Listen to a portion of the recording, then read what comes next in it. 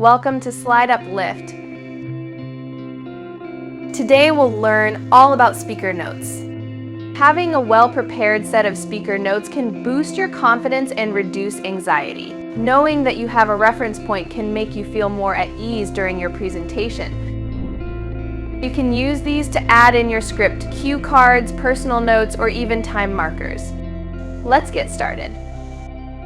So, where are speaker notes in Google Slides located? This is usually a text box at the bottom of your screen. If you don't see it, go to the View menu and select Show Speaker Notes. Now, start typing your notes. This is a great place to add reminders, talking points, or even a full script for your presentation. Remember, only you see the notes. During your presentation, the speaker's notes will be visible only on your screen, not to the audience. When you're done adding notes for a slide, simply click away to save them.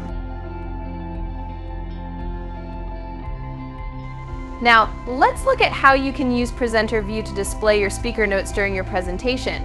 Click the drop-down arrow next to the Present button. Your presentation will be displayed full screen, and a new window will appear where you can see some information and options. And that's how you use the Presenter View for Google Slides speaker notes.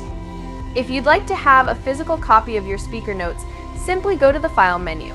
Select Print Preview. In the Print Preview, select one slide with notes. Now you can adjust the print settings if needed. Finally, click Print. Your Google Slides presentation will now be printed with speaker notes included.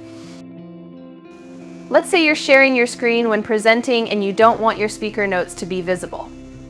Simply go to the View menu and untick the Show Speaker Notes option. This will hide your speaker notes. And that's all you need to know to use speaker notes in Google Slides like a pro.